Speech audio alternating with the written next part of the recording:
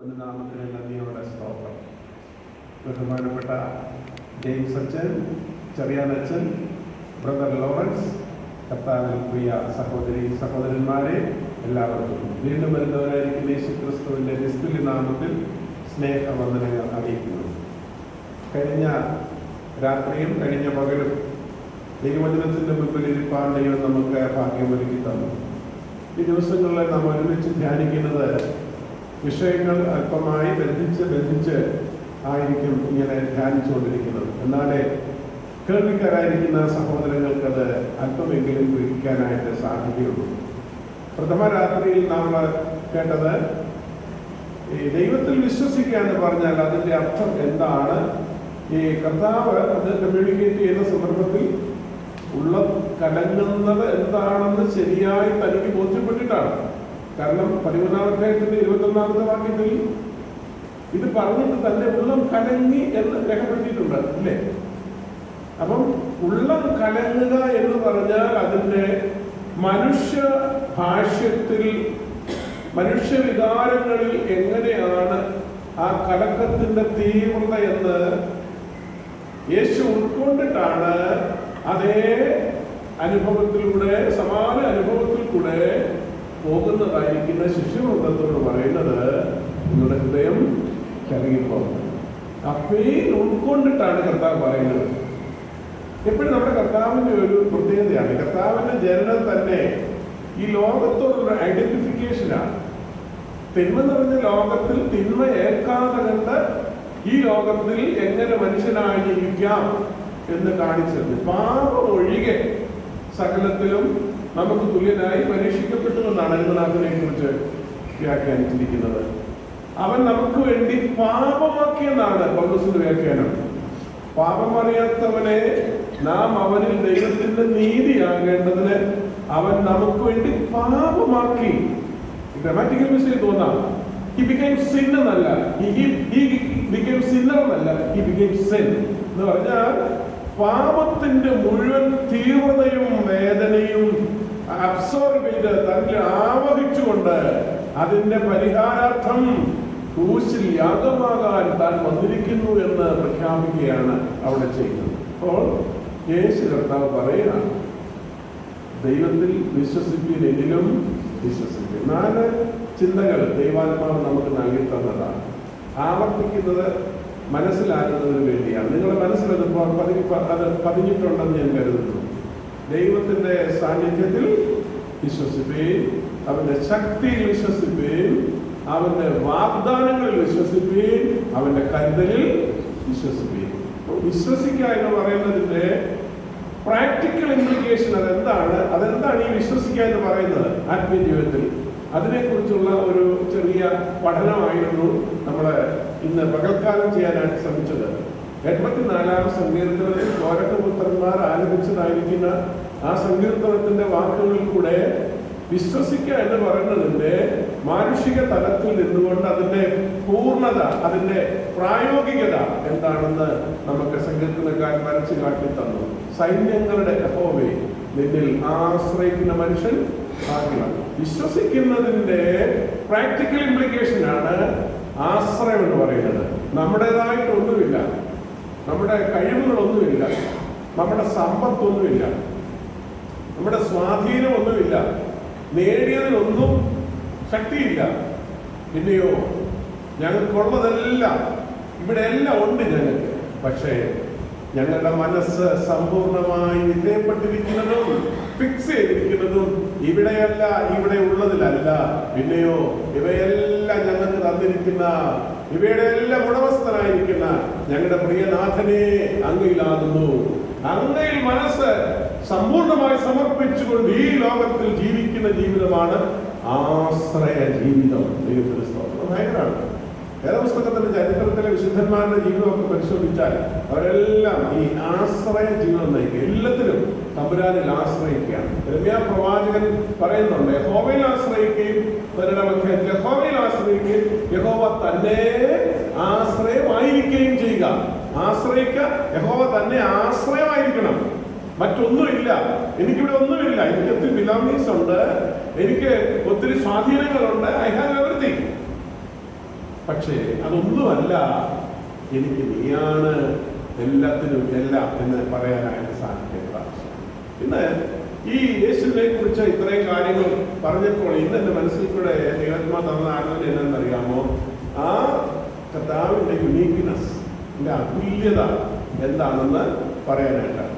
ആ കർത്താവിൻ്റെ അതുല്യത എന്താണെന്ന് മനസ്സിലാക്കി കഴിഞ്ഞിട്ട് നാളെ ഈ കർത്താവിന് വേണ്ടി വേളി കഴിക്കാൻ, കർത്താവ് വേളി കഴിക്കാൻ ആഗ്രഹിക്കുന്ന മണവാട്ടിയുടെ പ്രത്യേകതയും നാളെ നമുക്ക് വ്യാഖ്യാനിക്കണം. ഇങ്ങനെ പ്രോഗ്രസീവ് ആയിരിക്കണം നമ്മുടെ ഒരുമിച്ചുള്ള ധ്യാനം.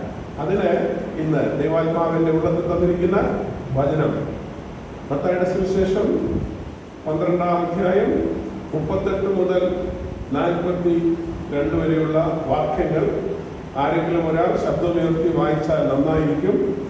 മത്തായിയുടെ സുവിശേഷം 12-ാം അധ്യായം 38 മുതൽ 42 വരെയുള്ള വാക്യങ്ങൾ.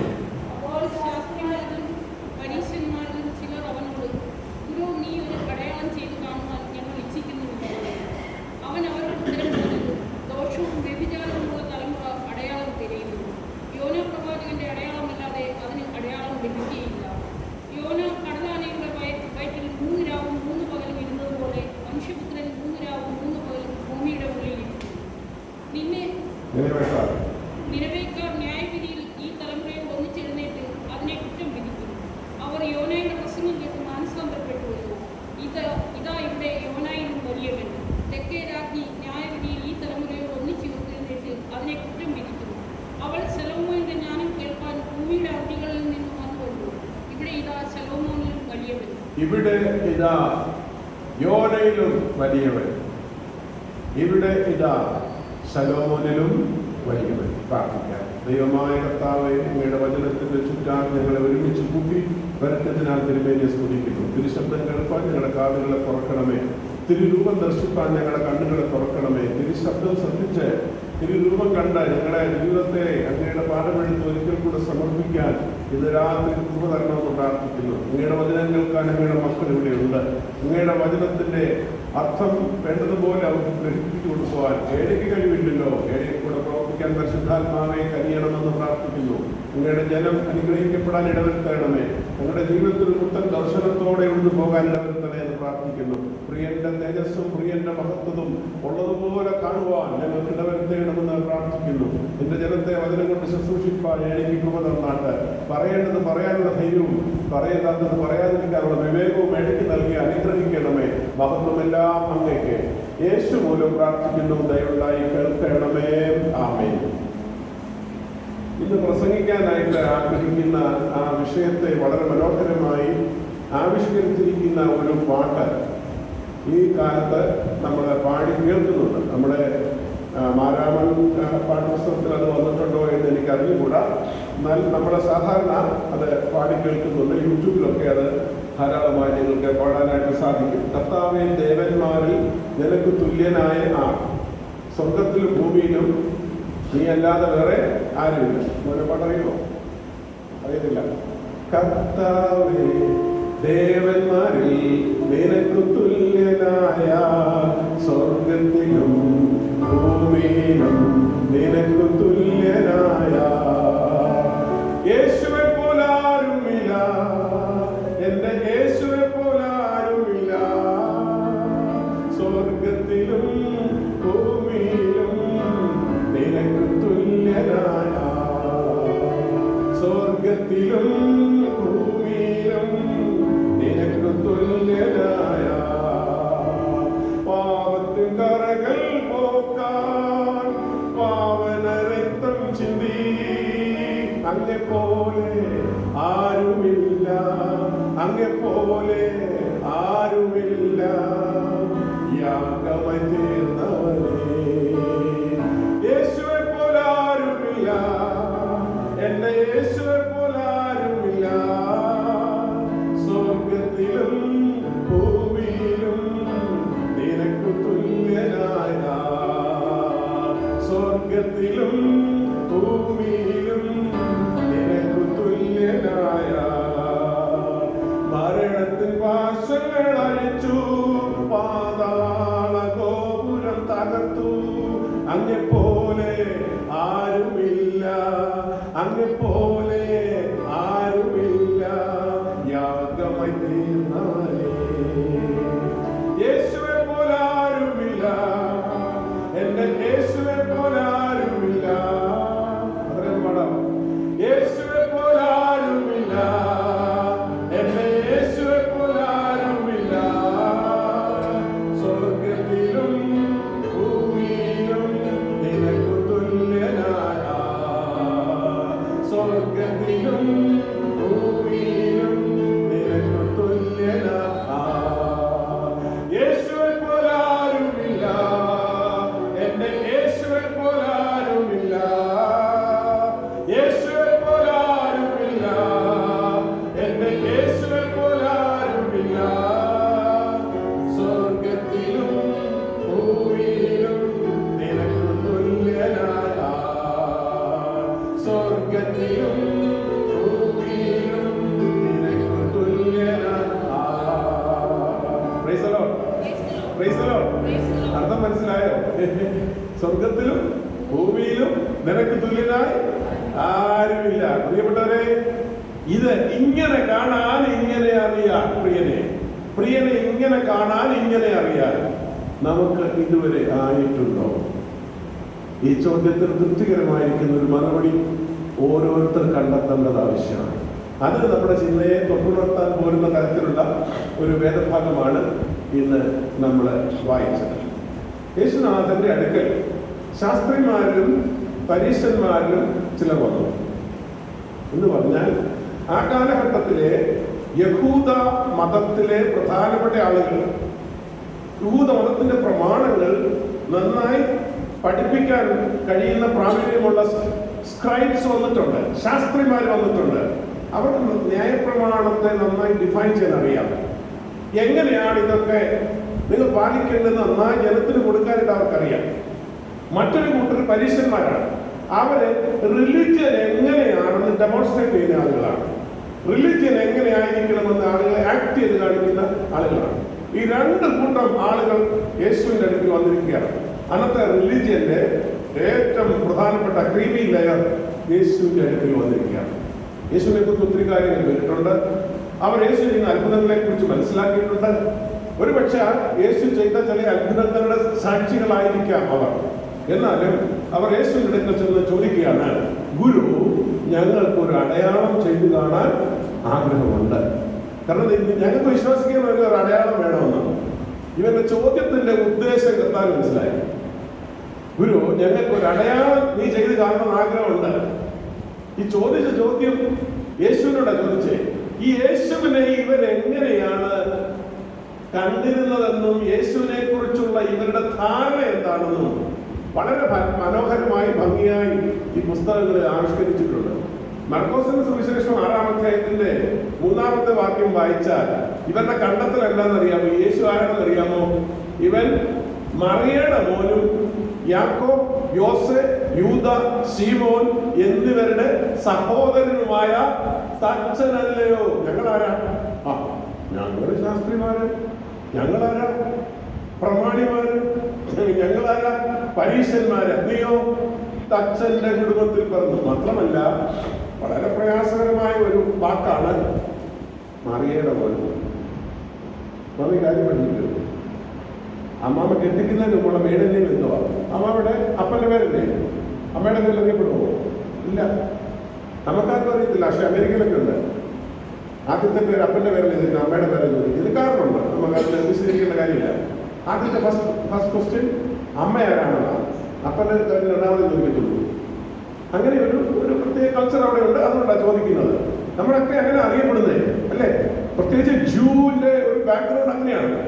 അവരങ്ങൾക്ക് വളരെ നിഷ്ഠയുള്ള ആളുകളാണ്.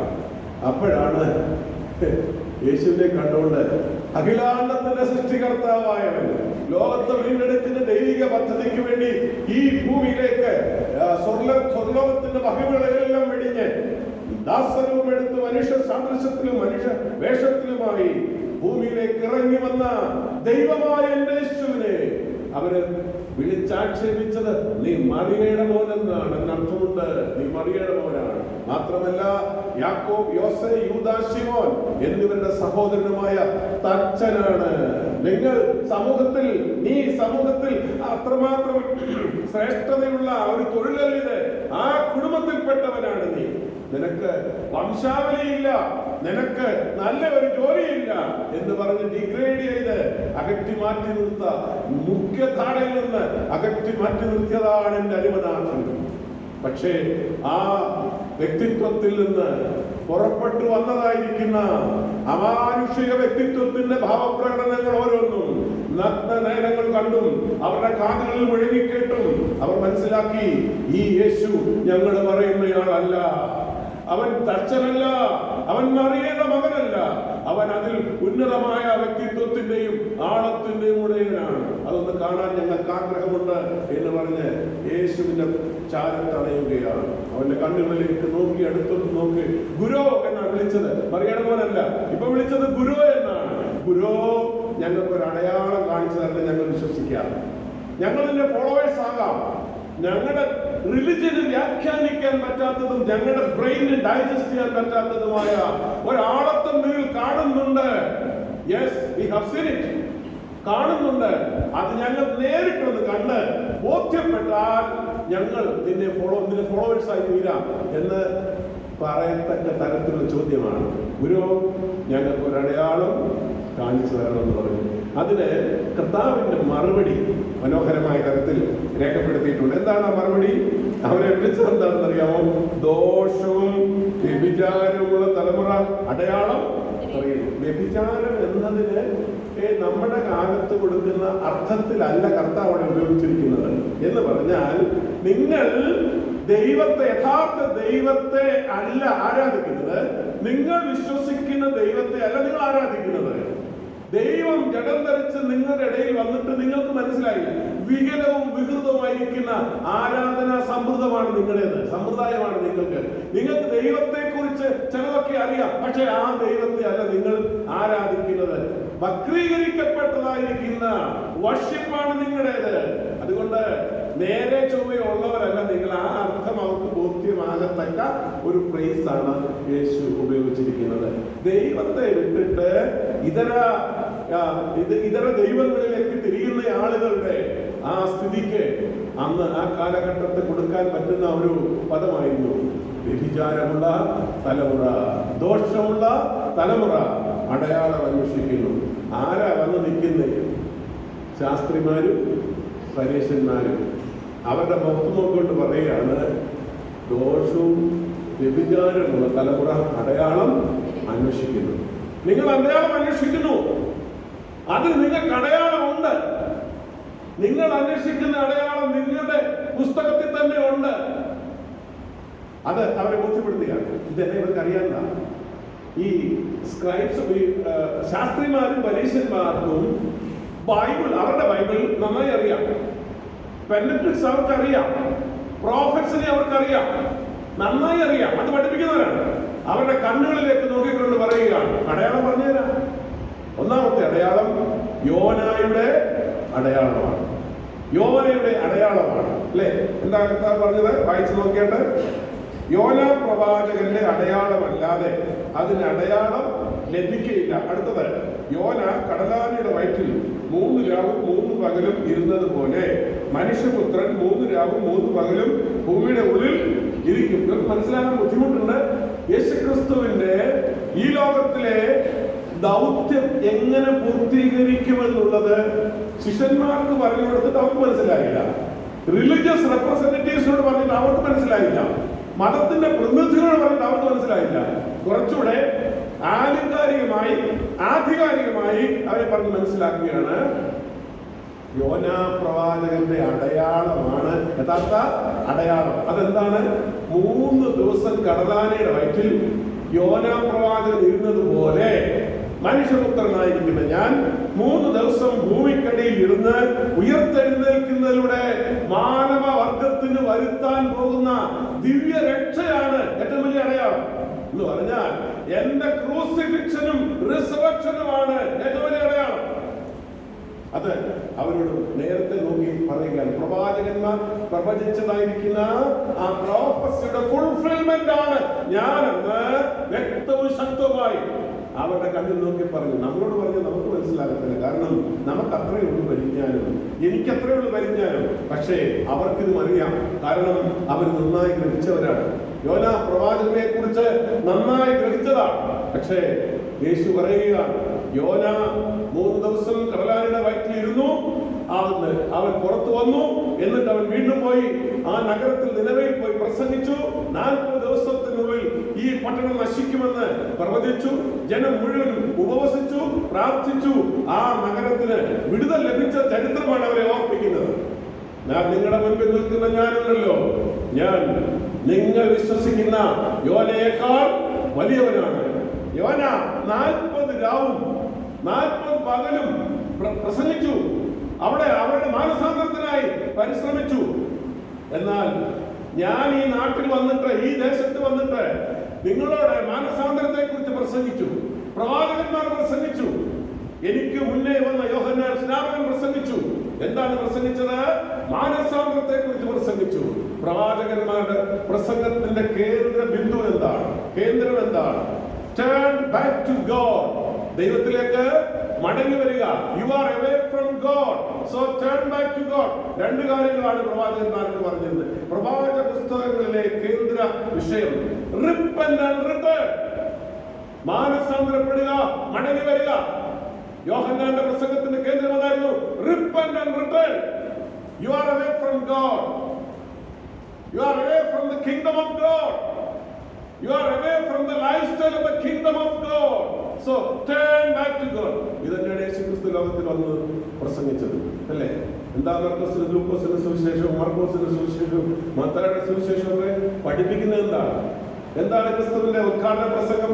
കാലം തികഞ്ഞു, മാനസാന്തരപ്പെട്ട് സുവിശേഷത്തിൽ വിശ്വസിപ്പിൻ. repent and return.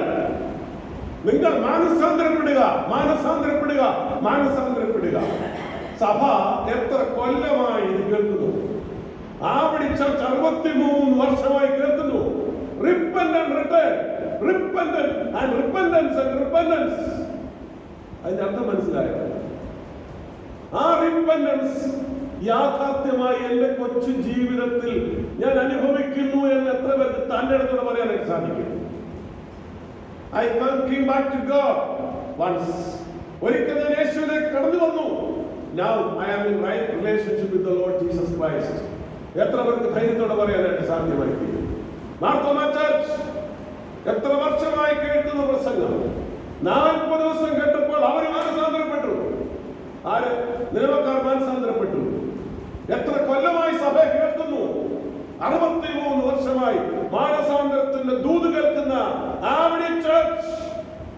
Have you ever experienced the joy of repentance in your life? ദൈവത്തിന് ആത്മാവ് ചോദിക്കുന്നതാണ്. കഴിഞ്ഞ വർഷം പ്രസംഗം കേട്ടു. അച്ഛൻ വന്ന് 4ാമത്തെ വർഷമാണ്. കഴിഞ്ഞ 3 കൊല്ലം പ്രസംഗം കേട്ടു. എന്നേക്കാൾ പ്രഗത്ഭന്മാരാണ് ഒന്ന് പ്രസംഗിച്ചത്. ആ പ്രസംഗമൊക്കെ കേട്ടു. പക്ഷേ have you ever experienced the joy of repentance, the joy of salvation in your life? വീണ്ടും പറയേണ്ടി വരുന്നു, മാനസാന്തരം, മാനസാന്തരത്തിന് യോഗ്യമായ ഫലക്കായ്പ, മാനസാന്തരപ്പെടുകയും. അപ്പോൾ എന്നിട്ട് കർത്താവ് പറയുന്ന ഒരു മനോഹരമായിരിക്കുന്ന ഇത് പറയുന്ന ഉടനെ നമ്മൾ ഗ്രഹിക്കണം. ഇതിന്റെ അർത്ഥം നമുക്ക് ഗ്രഹിക്കാൻ കഴിയണം. കർത്താവ് പറയുന്ന കാര്യം എന്താണ്? അവർ യോനയുടെ പ്രസംഗം കേട്ടുവല്ലോ. 41 വാക്യം.